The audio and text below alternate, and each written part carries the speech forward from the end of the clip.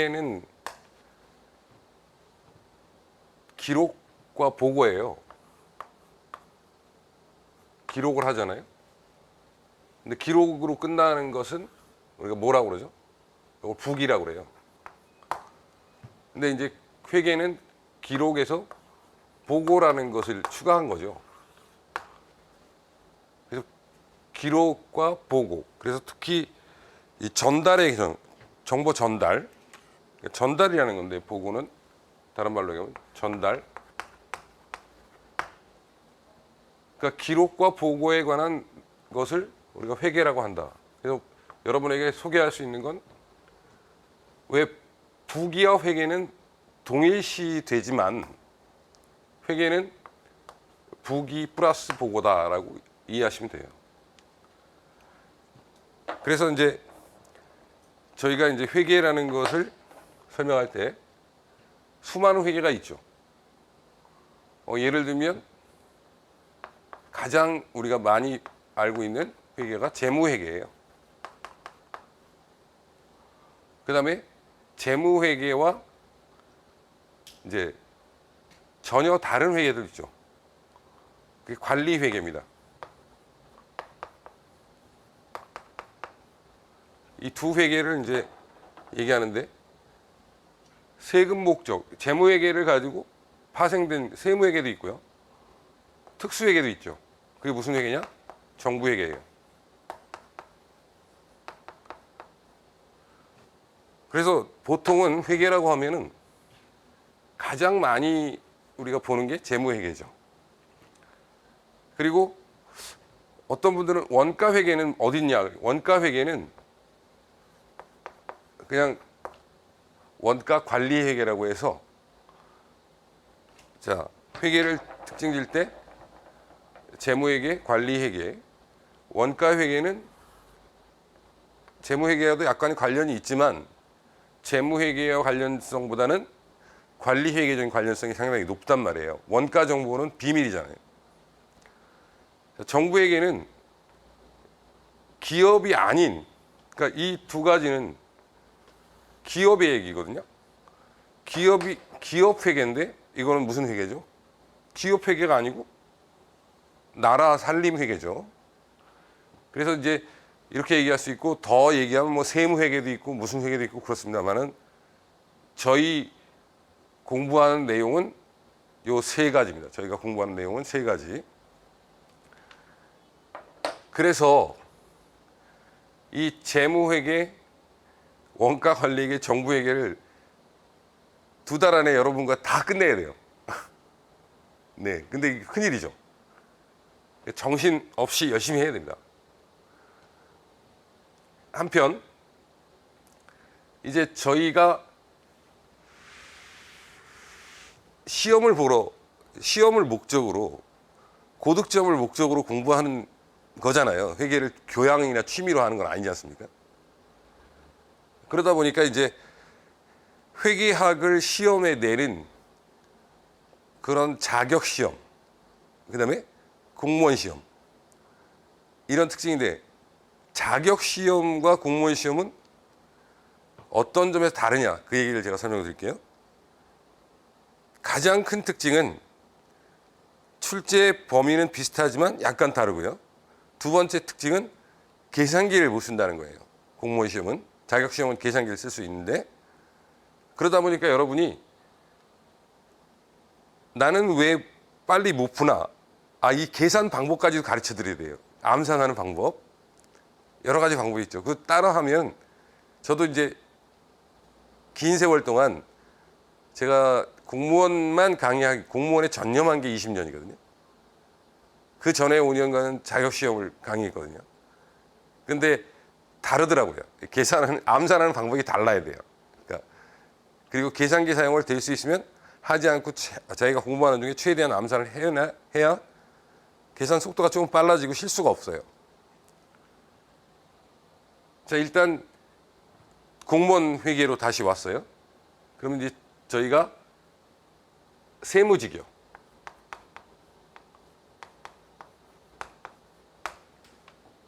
그 다음에, 자,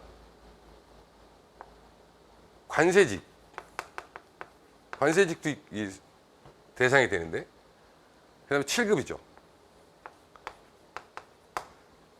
여기는 이제 9급이라고 하는데, 네.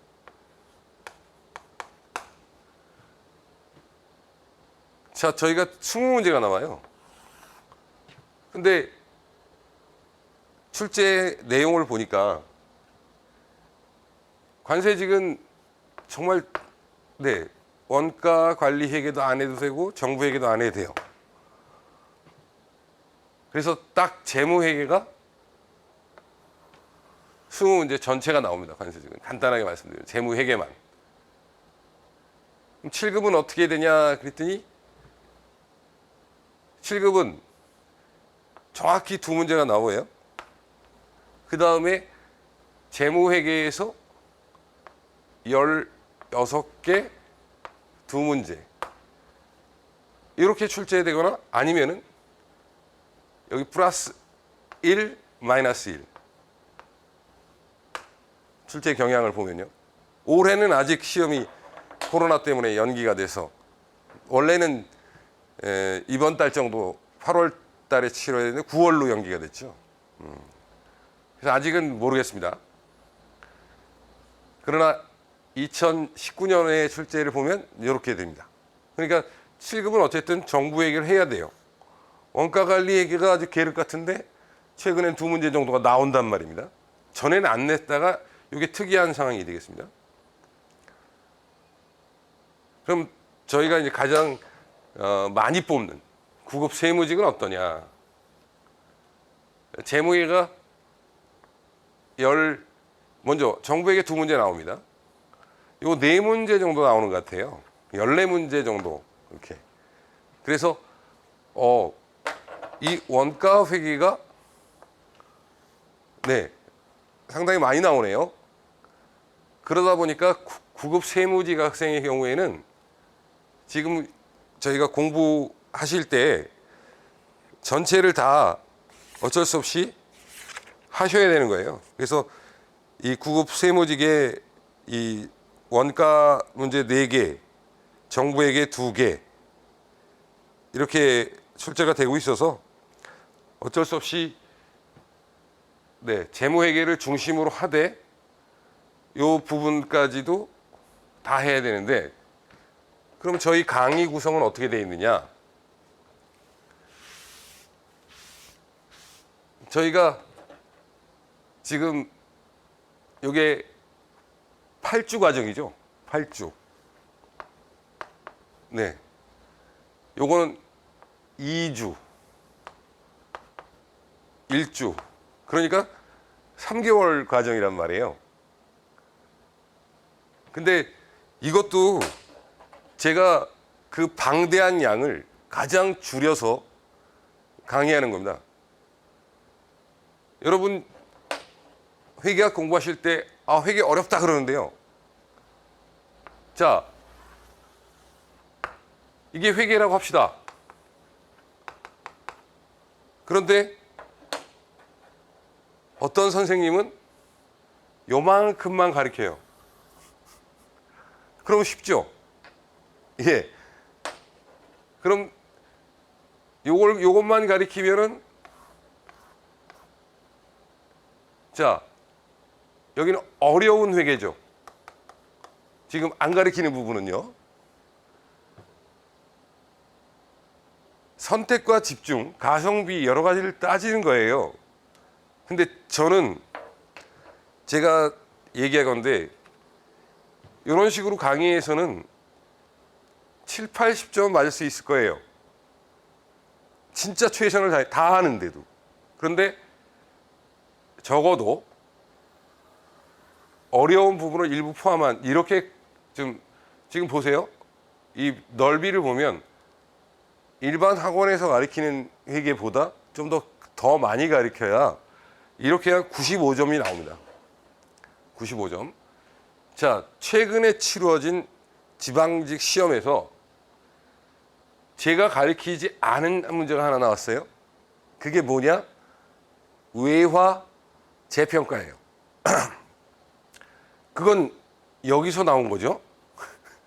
그러니까 그렇지만 19개는 근데 세 문제 정도가 네, 다른 사람보다 더 넓게 가르치기 때문에 더 커버할 수가 있었습니다. 그래서 수업을 들으시고 이해가 안 된다고 자기 탓을 하지 않으시고 선생 탓을 하는데, 제가 쉬운 회계의 맹점은요, 자 보시다시피 붉은 선으로 칠해진 부분, 노란 선 칠해진 부분에서 열심히 요 빗금친 부분만 공부해 가지고는 70점 80점밖에 안 나온다라는 걸 말씀드리고요. 조금 힘들더라도 네, 많이 배워야 됩니다. 근데 그렇게 배우는데도 가끔은 이렇게 돌출 문제가 하나 나오는데, 거기까지를 만약에 커버하기 위해서 하면 지금 이 시간으로는 택도 없죠. 그렇기 때문에 어쩔 수 없이 단연간의 그 노하우로 정확하게 최대한 줄여본 겁니다. 물론 이 원가 관리에도 이제 배우실 텐데 같이 배워야 되는데 2주 동안에 무리일 수도 있어요. 왜? 다른 예를 들어서 회계사 학원은 원가 관리 개념 8주를 가리킨단 말입니다. 근데 그걸 4분의 1로 줄여서 강의를 해내야 돼요. 정부에게도 그 사람들은 또 별도의 강의라고 해서 개설한단 말입니다. 우리는 그걸 한 주로 줄여서 여러분에게 전달해야 됩니다. 자, 그러려면 저는 어떤 사람이 돼야 되죠? 정말로 전문가여야 됩니다. 엑스퍼트여야 돼요. 자, 그러니까 어려운 걸음 하셨으니까 믿고 열심히 해서 꼭 좋은 꿈을 이루는데 도움이 되도록 최선을 다해 봅시다. 보통 제가 이제 다 설명드렸지만 기본 이론을 배우시고 그 다음 단계가 심화 이론이죠. 자, 기본 이론은요, 이해예요. 그럼 이해인데 이해를 한다고 끝나는 게 아니에요. 그러니까 공부는 이해가 필수예요. 이해가 안 되면 재미가 없거든요. 그럼 심화 이론은 뭐냐? 정리예요, 정리. 여기서 이해가 됐죠? 자, 내가 알고 있는 걸 이해가 된 거는 굳이 암기할 필요 없어요. 그건 당연한 거니까. 근데 심화는 이해가 됐고 끝나는 게 아니라 골격을 추려야 돼요. 정리를 하는 거예요. 그래서 여기 심화 이론으로 끝나면 안 되고, 그것이 어떻게 적용되는지 좀 난이도 있는 문제가 붙어요. 그래서 심화 이론 문제풀이라고 하는 거예요. 그 다음에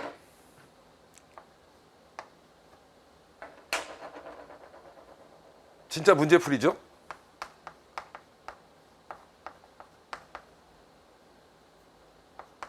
자, 문제풀이는 두 가지예요. 우선 어떤 문제풀이가 있을까요? 단원별 문제풀이가 있죠. 그 다음에 제가 대방고시 학원에서 무료 강의를 했어요. 올해는. 네. 모의고사식 문제풀이가 있죠.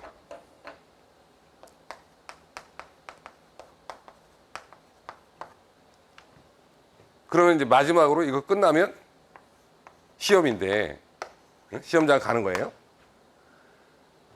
근데 시험장 가셔가지고 고득점을 해야 합격한단 말이에요. 자, 과거로 돌아갑시다. 왜? 지금은 이제 회계학이 내년까지는 선택 과목입니다. 그렇지만 내년 얘기는 아니에요. 2022년이 됐다고 하면 필수잖아요. 과거에 뭐 세법 선생님이나 다른 선생님이 얘기할지 모르지만 그 히스토리를 가장 많이 아는 사람은 저니까요. 자, 우리 세무직이 선발 인원 이제 시험을 여러분이 보시는데 다섯 과목 아니에요. 100분이잖아요. 자, 요령이 아주 중요합니다. 먼저 자, 국어, 영어, 한국사, 세법, 회계라고 하면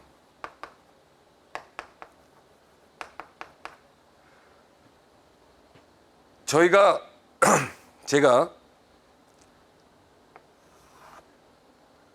평균 점수가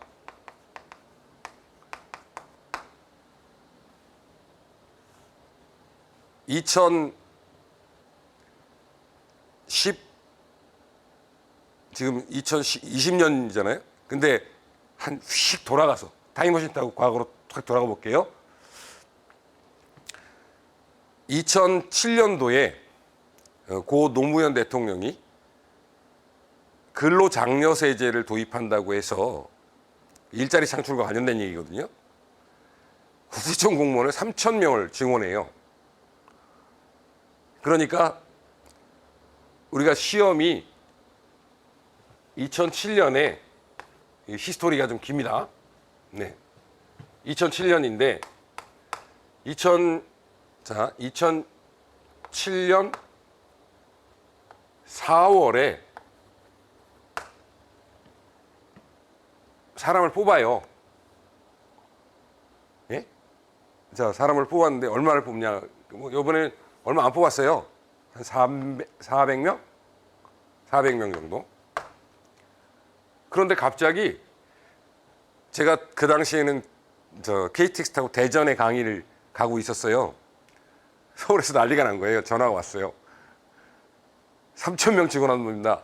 시험 날짜까지 공고가 난 거예요. 9월, 12월, 그 다음에 2008년 4월. 이래가지고 몇 명을 뽑게 되냐면 이게 3,000명입니다. 뭐 간단하게 얘기할게요. 1,000명, 1,000명, 1,000명이다. 이렇게 3,000명을 뽑게 됩니다.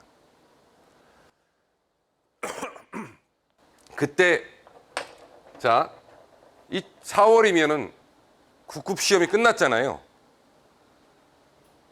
근데 이렇게 하게 되면 어떤 일이 벌어지나요? 그래서 2007년도에 세무직, 회계하고 세법을 준비하고 비록 400명 안에 들어가지 못했던 수많은 저희 제자들이 다 이때 합격을 하게 됩니다. 다 합격을 할 수밖에 없잖아요. 그 당시 세무직 그 시험 보러 가는 인원 자체가 10,000명이에요. 그러니까 이 경쟁률이 30대 1 이렇게 나오거든요. 근데 30대 1인데 실제 시험자 결시율이 한 40% 돼요. 그러니까 15대 1이거든요. 15명 중에 이제 한 명이 붙는 거예요. 실제 시험장에 간 사람 중에서. 그럼 생각해 보십시오. 몇 명이나 시험장에 간다는 얘기죠? 10,000명 지원하니까 많아봐야 한 5,000명, 6,000명 시험장 간다는 얘기 아닙니까? 그런데 3,000명을 뽑으니 안 붙을 수가 있어요. 자기가 진짜 공부만 좀 한 사람이라면. 그래서 그 당시에 그 국세청 공무원들께서 뭐라고 했냐면, 야, 이렇게 많이 뽑으면 저질 세무공무원이 들어온다. 응? 똑똑하지 못한 세무공무원이 들어온다. 그랬습니다. 그런데 저는 이때부터 이제 유명해지기 시작했는데요. 이런 일이 벌어지면서 갑자기 어떤 일이 벌어질까요? 일반 행정직을 준비하던 학생들이 대거 세무직을 오는데 말입니다. 일반 행정에서 일반 행정 출신들이 여기서 불합격합니다. 왜? 2달에는 사기잖아요. 회계세법이 어떻게 되겠어요? 자, 그런데 합격을 합니다. 지금 예를 들어서 그게 7월에 발표가 났으니까 6개월 만에 합격을 하네요. 네, 근데 그게 비밀이 있어요. 어떤 비밀이 있냐면 제가 이걸 썼더니 그 사람들이 자, 이 점수를 어떻게 맞냐면요. 이렇게 맞아요. 지금 보세요. 여기 12월에 합격한 이 친구들이 일반행정직에서 와가지고 합격한 친구들이 기본적으로 그 사람들의 커트라인이 90점이 넘었거든요. 1행 커트라인이. 그러니까 이렇게 맞는다고요. 이렇게. 국어, 영어, 한국사를. 그러니 이거 뭐 50점씩 맞아도 붙는 거예요. 왜? 지금 제가 그때 커트라인이 78에서 최고 낮은 게 72점까지였거든요. 이 3,000명 뽑을 때. 그러니까 계산을 잘해야 된다 그러는데 제가 계산을 잘 못해요. 100점, 네, 요게 200점, 380 아닙니까? 맞나요? 100점, 200점, 180이니까 380, 그죠? 380점이면 70 몇 점? 네, 6점인가요? 5과목이니까. 네, 76점이 맞죠? 그러니까 70 이렇게 맞아도 세계세법을 50점 맞아도 그 사람들이 합격을 할 수가 있었던 거예요. 그런데 그건 아니고요. 이게 국어, 영어, 한국사를 이렇게 잘하니까 그 친구들이 처음에는 과락으로 떨어져요.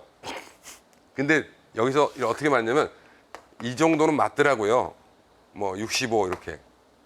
그러니까 엄청나게 뭐 여유롭게 붙더라고요. 컷보다 한 6, 7점 더 이상 막 10점 이상 더. 어떤 친구들은 전향한 지 얼마 만에 회계를 85, 90 이렇게 맞은 친구도 있고요. 그래서 굉장히 제가 깜짝 놀란 적도 있는데 아주 그렇지만 대부분 합격. 그 기존의 우리 세무직 학생은 어떻게 되느냐? 우리 85 이렇게 최소한 맞아줘야 돼요. 그 기존에 저희가 공부했던 학생들도 그럼 이 친구가 어떻게 맞냐? 90 정도, 60 약해. 우리 세무직 학생이 영어 되게 약합니다. 네, 90 정도 이렇게 맞는다 치면 170점 아닙니까? 자, 요거는 아직 240점이죠? 네. 그럼 몇 점 나오나요? 여유롭죠, 아주. 자, 굉장히 여유로워요. 자, 몇 점? 180, 240, 요거는 170. 그러니까 410점 정도가 나오나요? 자, 240에 170을 더하면 412죠. 그러니까 82점 정도가 나온 거죠, 컷이. 자, 82점 굉장히 훌륭한 점수입니다. 그래서 여러분 목표치를 제가 왜 이런 얘기를 지금 이 소중한 시간에 하냐면 자, 필수 과목이 됐을 때 선택 과목 제도가 아니라고 지금 가정하고요. 몇 점을 맞으시면 안정권이 되느냐. 자, 요 정도 점수인데 좀 아쉽잖아요, 영어. 좀 올리죠. 그럼 영어를 못 올리겠다. 난 진짜 영어가 안 된다. 영어는 어마어마한 투자를 하셨어요. 지금 몇 년 하셨죠? 초, 중, 고, 대학. 와, 영어 학원, 영어 선생님한테 돈 갖다 준 것만 해도 어마어마할 거예요. 그런데, 그리고 이러셔. 진짜로 제가 가르친 물론 잘하는 사람도 있어요.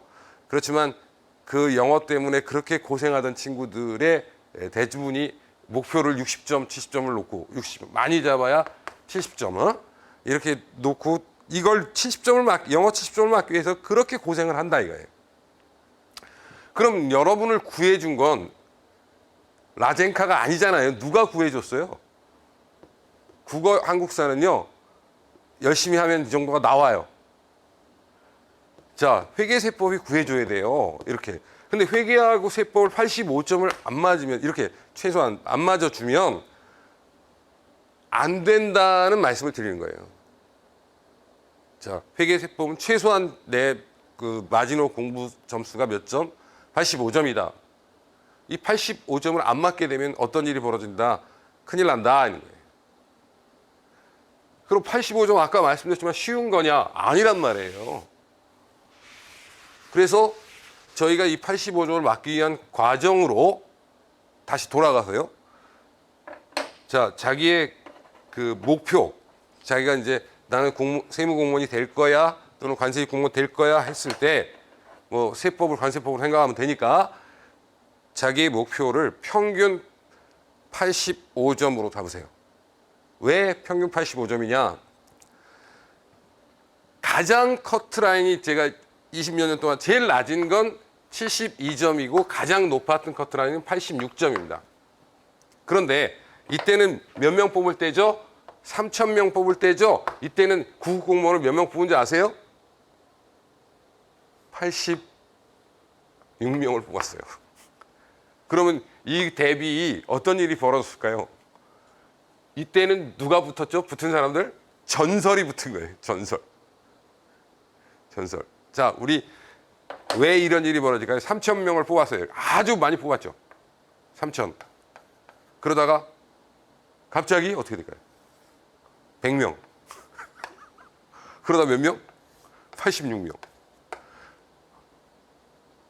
그래서 이 시기에 이걸 보고 공부를 시작한 사람은 어떻게 되죠?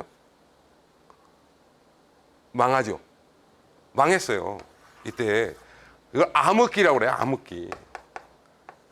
정말 저는 이때 강의를 하는데 학생들의 눈빛을 보면서 이미 제 강의실에 몇백 명이 있으니까 얘들이라도 어떻게 살려야 되는데 이 안에서 다 붙일 수가 없잖아요. 제가 아무리 잘해도.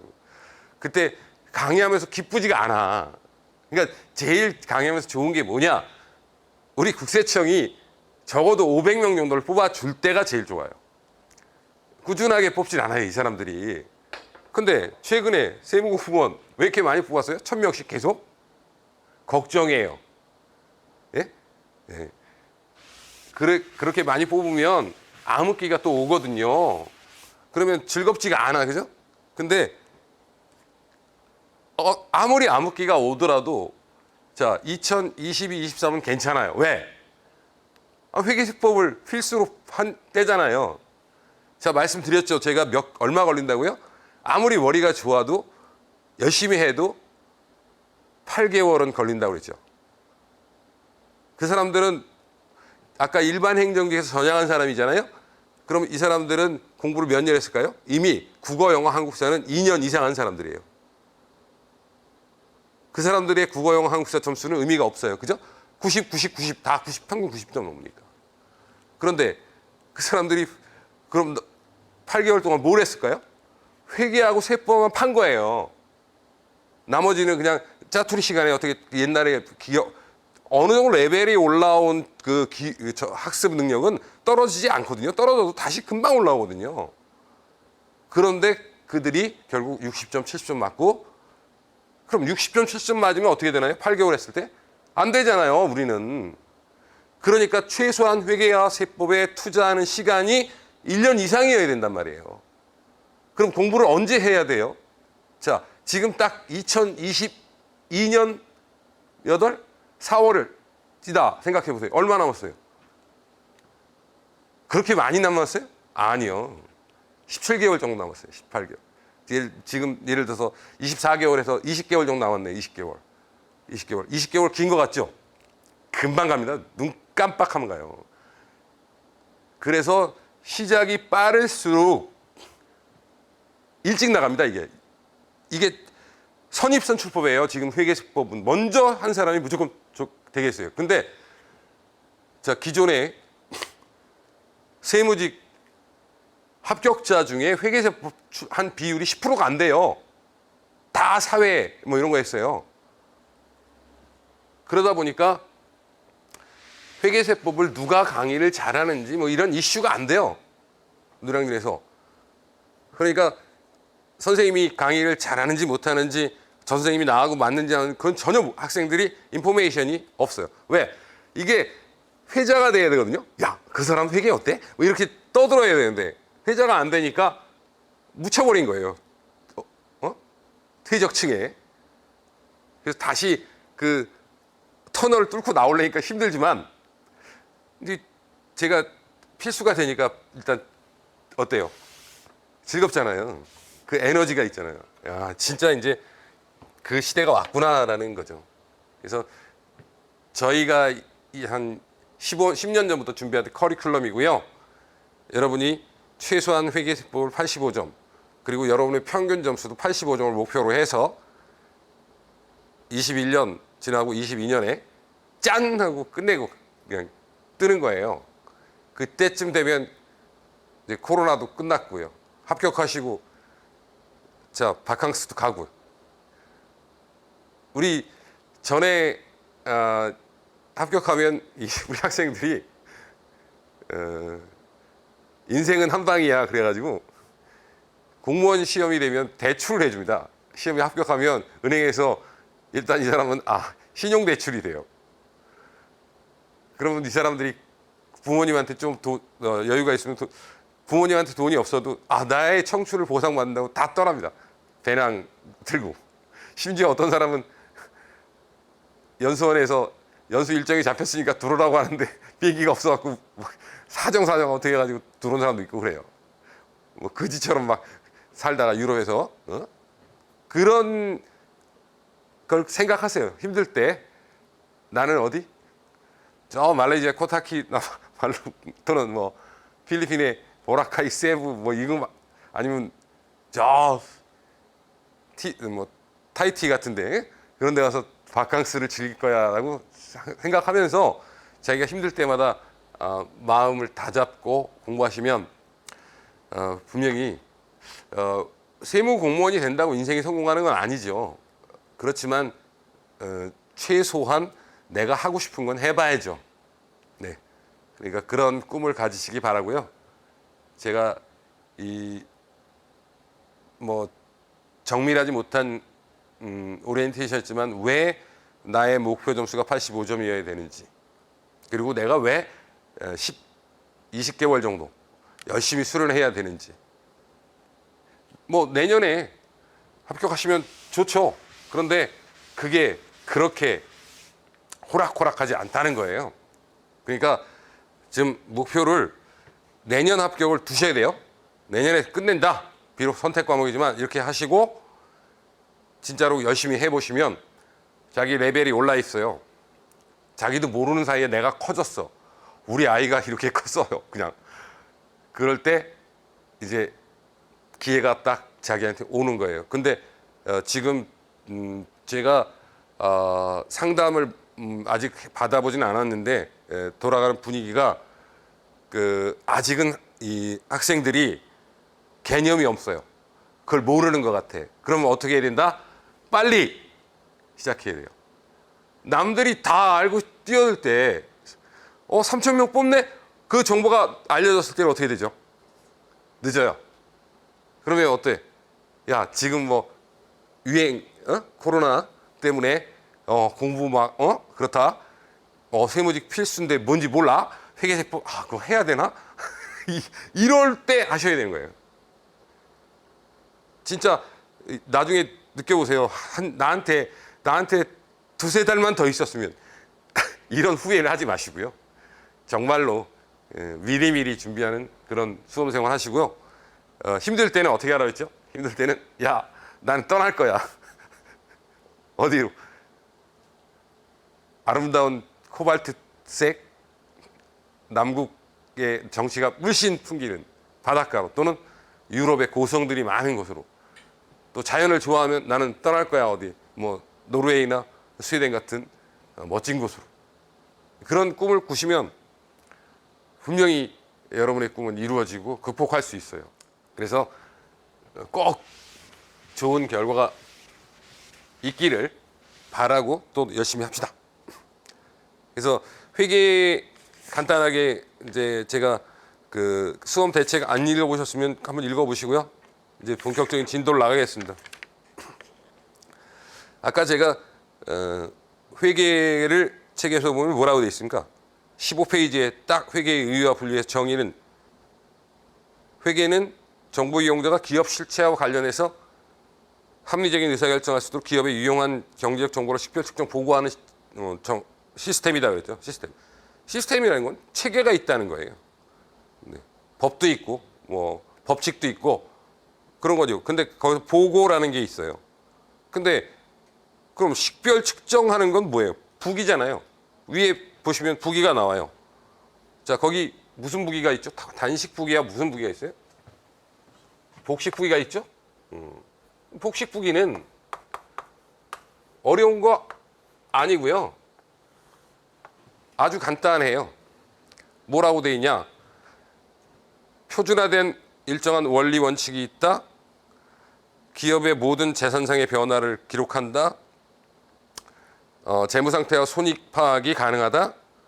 자기 검증 기능이 있다. 뭐 이런 얘기가 나왔어요. 근데 여기서 자, 복식부기 하면 떠오르는 말이 발생주의죠. 발생주의. 그럼 단식부기는 무슨 주의? 현금주의. 그러니까 거기서 모든 거래라고 했는데 이 모든 거래라는 말이 바로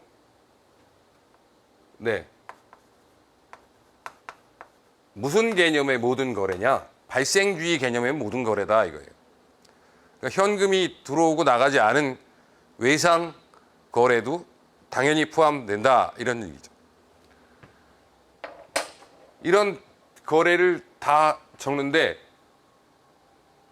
어떻게 적어? 계정 기록을 한다는 거예요. 근데 이 계정이 웃기는 거예요. 계정이 뭐가 있다? 대차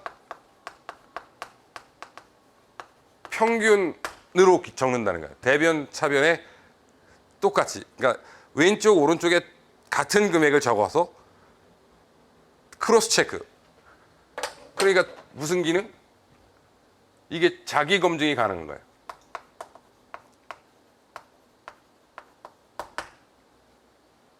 자기 검증 기능이 있다. 응? 물론 대차 평균이 완벽한 건 아니지만 어느 정도의 단식 부기에서 찾아낼 수 없는 오류를 찾아낼 수 있게 만든 거예요. 그래서 이 복식 부기는 우리가 몇 년도에 시작했다. 이거 뭐 굳이 1490 저도 헷갈리네. 94년인가 2년인가 1492년 같은데 루카 파치올리 4년이에요? 예. 그러니까 이태리에 그 루카 파치올리라는 사람이 했어요. 그 사람이 발명한 건지 이전부터 전해왔던 것을 그 사람이 기록한 건지는 모르겠지만 어쨌든 이태리가 복식부기의 근원이라고 하는데 뭐 세칭 이렇게 얘기합니다. 우리가 이태리가 낳은 가장 위대한 천재는 레오나르도 다빈치죠. 다빈치 코드. 뭐 정말 그 사람은 해부학자고 뭐 화가고 뭐 르네상스의 거장인데 어쨌든 다양한 실험을 합니다. 다빈치가. 그 다빈치가 이 그림 중에 이제 프랑스 루볼 박물관에 있는 모나리자라는 그림이 있는데 이 모나리자라는 그림이 이제 어마어마한 그 프랑스로 가게 된 이유도 이제 이태리에서 다빈치를 후원하지 않으니까 다빈치가 이제 프랑스로 넘어가서 가져갔던 거죠. 그래서 루볼 박물관에 탁 걸어놨는데 뭐 다빈치가 많은 다작을 한 화가가 아니기 때문에 아주 존귀한 대접을 받는 거죠. 사실은 뭐 여인의 초상화 아닙니까? 그래서 이 다빈치와 같은 시대에 살았던 루카 파치올리라는 사람이 만들었습니다. 그냥 시험에 안 나오니까 신경 쓰지 마시고요. 그럼 기억하실 건 발생주의 계정 기록. 이게 바로 무슨 부기다? 복식부기다 하는 겁니다. 그러면 잠깐 보면 이제 이 복식부기에다가 뭐를 붙여 보고를 붙이면 그게 뭐가 되냐면 재무회계가 되는 거야. 재무회계. 우리가 공부하는 지금 이 시간에 하는 회계가 재무회계잖아요. 재무회계. 이 재무회계가 되는데 이 재무회계가 아주 가장 많은 출제 뭐 관세직은 20문제가 다 나오고 세무직 9급에도 14문제 정도, 많으면 15문제 나오니까 거의 4분의 3을 차지한단 말이에요. 출제 비중에. 공부량도 제일 많은 거. 얘가 체계적인 어떤 보고라고 그랬잖아요. 그리고 지금 우리가 배우는 거는 정부 회계가 아니라 무슨 기업 회계잖아요. 그래서 회계가 이제 아까 설명드린 것 중에 두 가지가 있다. 재무 회계가 있고 관리 회계가 있다. 기업 회계는 재무 회계와 무슨 회계? 관리 회계가 있다. 그리고 여러분 세법에서 배우는 거는 세무 회계예요. 세무 회계를 위한. 그래서 넘겨보시면 이제 16페이지에 재무 회계와 관리 회계의 비교가 나와요. 재무 회계가 자 목적 한번 보세요. 외부 이해관계자의 의사결정에 유용한 정보를 제공하는데 그 유용한 정보의 이름은 재무제표다. 나오죠? 그리고 그 재무제표를 어떻게 만드냐? 한국채택국제회계인 기준 등의 정한 규칙에 따라 만든다. 정보는 과거 정보, 화폐 정보고 표현 취성과 목적 적성을 가져서 정기적으로 보고해야 된다. 그러니까 지금 간단하게 얘기하면 재무회계는 뭘 만들어? 재무제표를 만드는데 이 재무제표를 누구에게? 외부 이해 관계자에게 주는 거네요.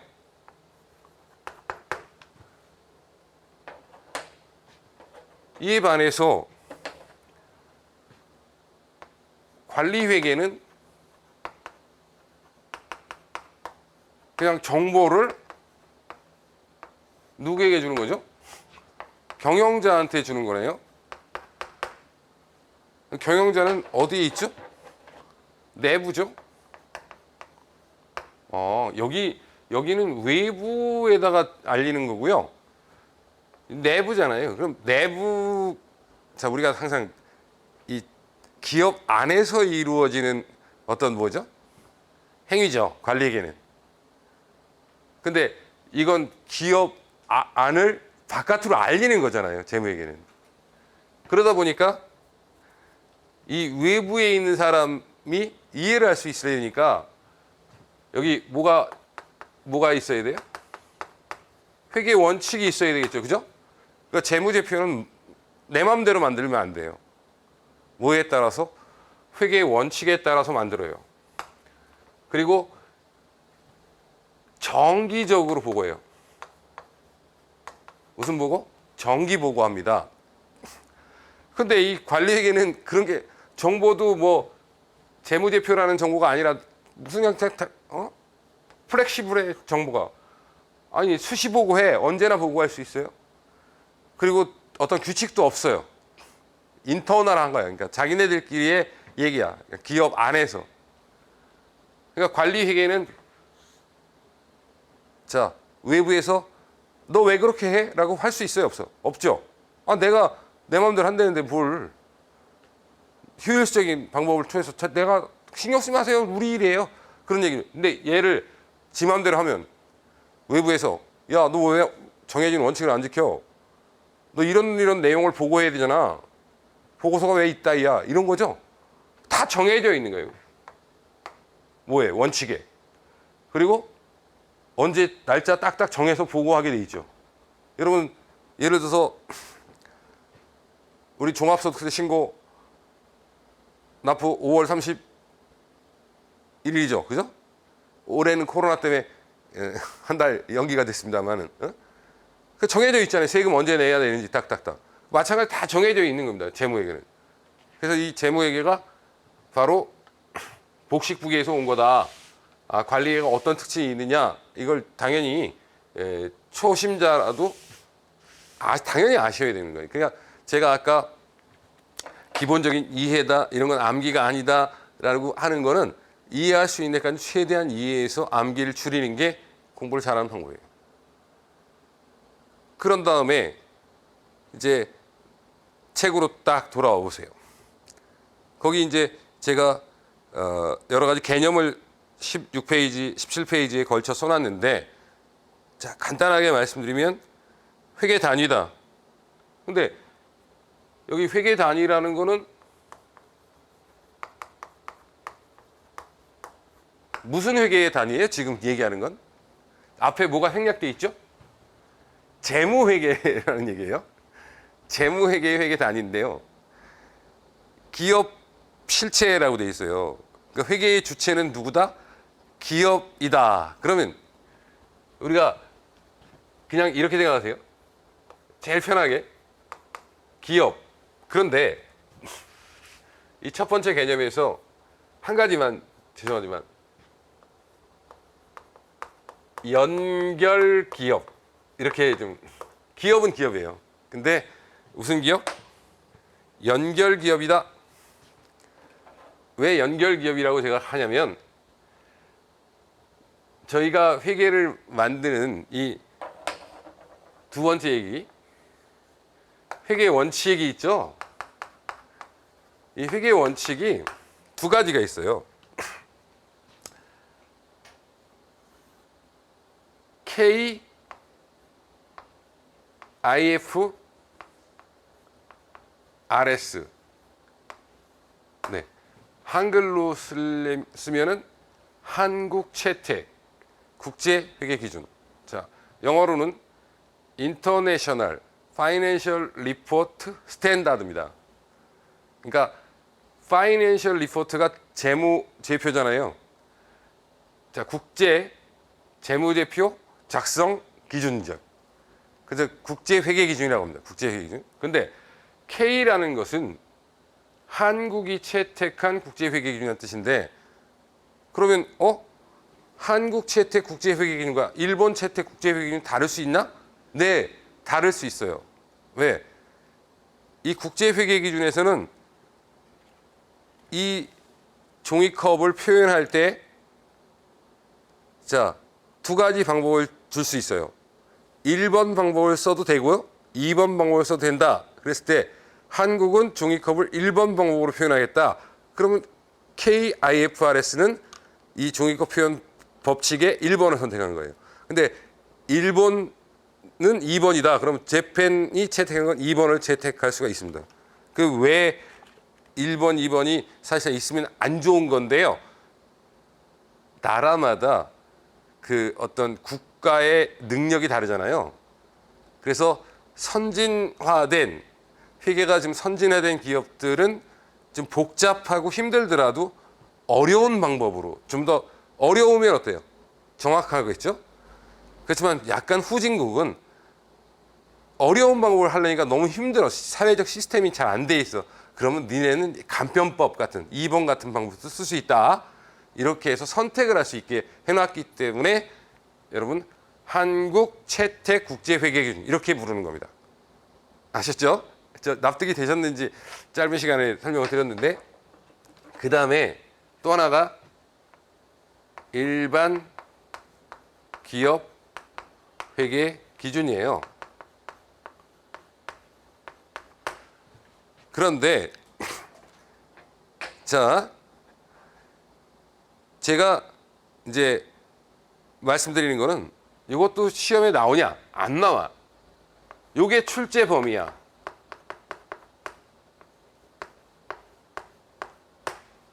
그러니까 시험은 KIFRS에 나오는 거예요. 그럼 이 회계 원칙은 제가 뭐라고 설명드렸죠? 재무제표를 어떻게 만들어야 되는지 미리 정해놓은 스탠다드, 가이드라인이란 말이에요.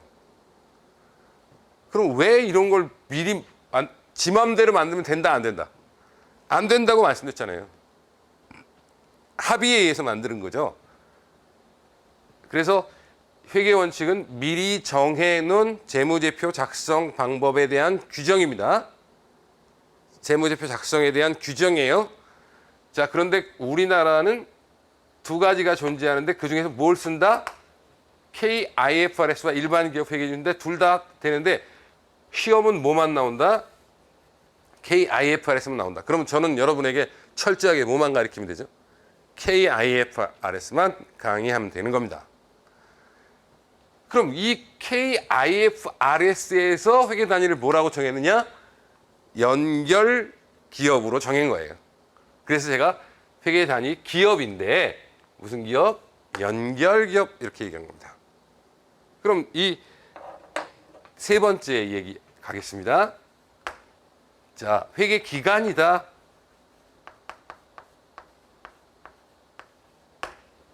우리 이 회계 기간에 대해서 설명할 때 제가 말씀드리는 거는 연차 보고의 기준으로 연차 보고서 말고 뭐가 있을까요? 중간 보고서가 있어요. 이제 중간 재무제표를 제가 재무제표라고 하면은 연차 재무제표, 네, 그런 얘기를 하는 거죠. 그럼 이제 보고 이 연차 보고서는 한번 회계 기간은 보고 주기거든요. 그럼 보고 주기는 거의 대부분 뭐예요? 거의 대부분이 1년이에요. 그렇죠? 거의 대부분이 1년인데 자, 이게 경우에 따라서는 1년보다 길 수도 있고 경우에 따라서는 1년보다 작을 수도 있어요. 이게 시험에 나왔어요. 예? 어떤 경우에 그렇죠? 우리가 저희 대한민국은 기간이 언제부터 언제까지라 딱 못 박혀 있어요. 뭐라고? 1월 1일부터 12월 31일 이렇게. 이게 회계년도예요. 그런데 정부는 그러니까 우리나라 정부 회계가 있다고 그랬죠. 정부 회계는 1월 1일부터 12월 31일까지가 딱 회계 기간인데 기업 회계는 그렇게 강제화돼 있지 않아요. 그래서 이 거의 대부분 1년인데 예를 들어서 가장 많은 게 1월 1일부터 12월 31일 이게 있고 또 경우에 따라서 뭐도 있어요? 4월 1일부터 시작해서 언제까지? 3월 31일 이런 경우도 있고 또 7월 1일부터 시작해서 6월 30일 뭐 이런 경우도 있고 다양합니다. 아, 그러니까 거의 대부분이 1년인데 기업이 고르는구나 그런 얘기예요. 그래서 이제 우리나라 같은 경우에는 제조업은 거의 1월 1일부터 12월 30일이 많고요. 금융업 있잖아요. 금융, 은행, 보험 뭐 이런 것들은 4월 1일부터 3월 31일까지가 많아요. 그것도 제가 회사 다녔을 때 얘기니까 벌써 30년이 넘는 한 25년 전 얘기라서 바뀔 수도 있지만 어쨌든 근데 기업이요 거의 대부분이 1년인데 1년을 초과할 수도 있고 짧을 수도 있어요. 예를 들어서 내가 이렇게 하다가 나 이걸로 바꿨다. 그러면 여기서부터 여기가 한 회기간이 될 수 있죠. 그죠? 굳이 이날 보고를 안 하고 나 이렇게 할게. 이럴 수도 있고요. 길 수도 있고 짧을 수도 있다. 기업이 이미 할 때 거의 대부분 1년이다. 이런 얘기예요. 그러면 회계 기간을 잠깐 얘기할 때 그 시작이 뭐예요? 이게 봅시다. 여기서 우리가 보고를 해요. 기간의 끝 보고. 그 다음에 또 1년 되면 또 어떻게 되죠? 보고하죠. 그 다음에 또 돼서 보고할 거예요. 이런 식으로. 순환이란 말이에요. 그런데 이게 2020년이다. 응? 자, 이 2020년을 올해다 그러면 뭐라 그래요? 단기라고 하죠. 그러면 얘는 뭐예요? 전기라고 하죠. 얘는 뭐 차기라고 해요. 그러니까 우리가 용어를 이렇게 쓴단 말입니다. 전기와 차기라. 그러니까 올해, 전년도, 내년도 차기, 전기 용어 이제 그거 아시면 되는 거고요. 근데 요 시작을 뭐라 그래요? 기초, 여기 끝을 기말이라고 하거든요. 근데 전기 기말은 단기에 뭐가 되는 거예요? 기초가 되는 거죠. 네. 그게 이제 길게 얘기할 얘기는 아니에요. 단기의 기말이 기초가 된다. 그러면 마지막 얘기가 어차피 뭐예요? 재무 제표래요. 이 재무제표는 쉽게 얘기해서 지금 책의 17페이지에 있는데 재무상태표, 포괄손익계산서, 자본변동표, 현금표, 주석 이렇게 돼 있죠. 그냥 한번 읽어보고 갑시다. 그 정도, 이런 게 있다? 이런 얘기죠. 그 중에서 다음 시간에는 이제 여러분과 제가 본격적으로 복식부기에 대한 개념 다시 이제 설명하고 이 내용을 가지고 이제 하나씩 파고 들어가 보겠습니다.